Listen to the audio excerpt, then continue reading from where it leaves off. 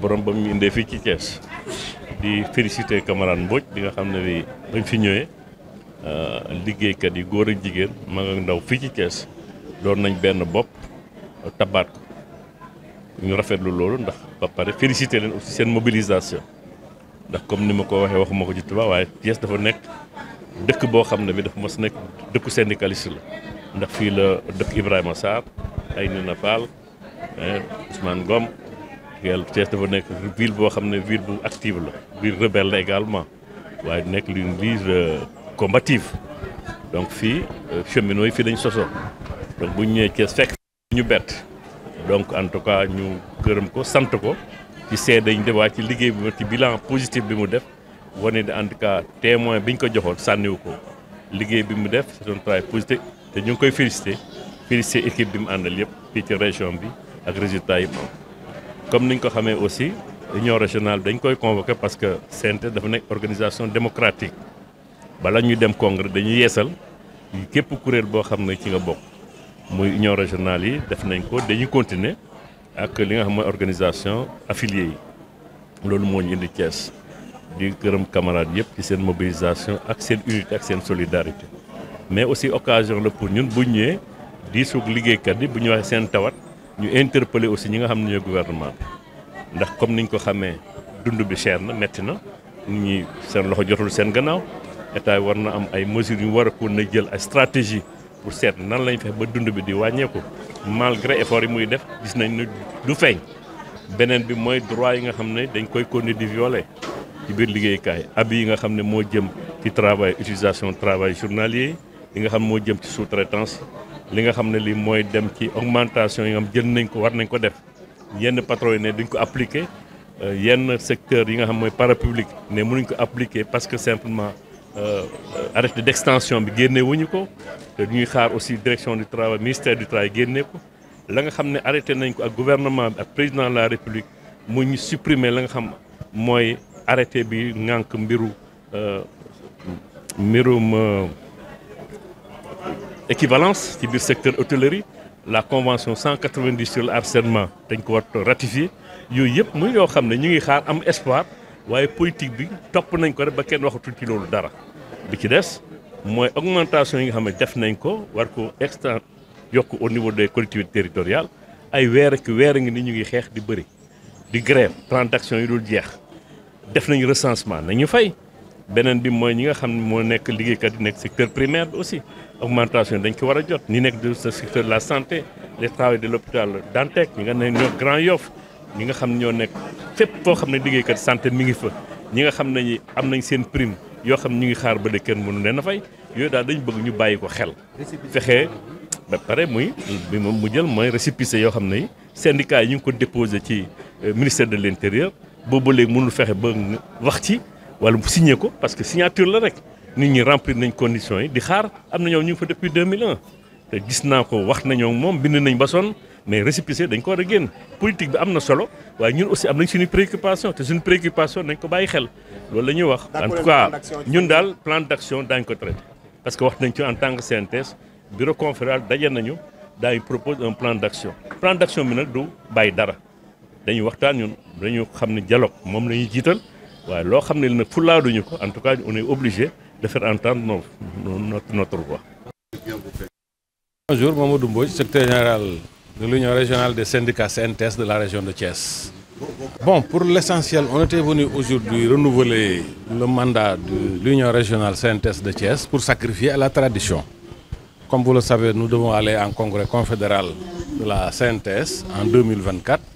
Mais avant ce congrès, il faut renouveler toutes les instances de base de la CNTS, particulièrement les unions régionales, mais aussi les syndicats nationaux et les syndicats de base. C'est ce que nous a amené aujourd'hui à tenir ce congrès. Voilà, nous avons fait un rapport d'activité qui a retracé un peu ce que nous avons vécu durant ces 5 ans avec les syndicats de la région, mais aussi tracer des perspectives pour l'avenir du mouvement syndical et du monde du travail. Comme vous le savez, nous allons vers un monde de plus en plus difficile, avec beaucoup de pertes d'emplois dans les industries et le commerce. À cause des changements climatiques, vous constatez qu'au niveau de la région, plusieurs de nos stations balnéaires ont été englouties par la mer. ces hôtels sont partis avec une chaîne de valeur qui embrassait beaucoup de corps de métier. Ça fait ce qui nous crée un énorme chômage dans la région. Mieux,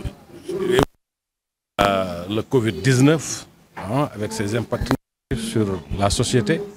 non seulement dans le monde du travail, mais aussi dans le secteur informel, qui représente 90% de l'activité économique au Sénégal. Chemin faisant, la guerre de l'Ukraine est venue encore faire sa partition, qui a rendu le monde économique et social beaucoup plus difficile, avec une hausse des prix, avec une difficulté de commerce dans le monde, particulièrement, un blocage. Donc nous allons vers une société difficile. Il nous faut dès à présent, en tout cas, mettre des scénarios pour une transition juste. Donc il revient au mouvement syndical de commencer dès maintenant à s'adapter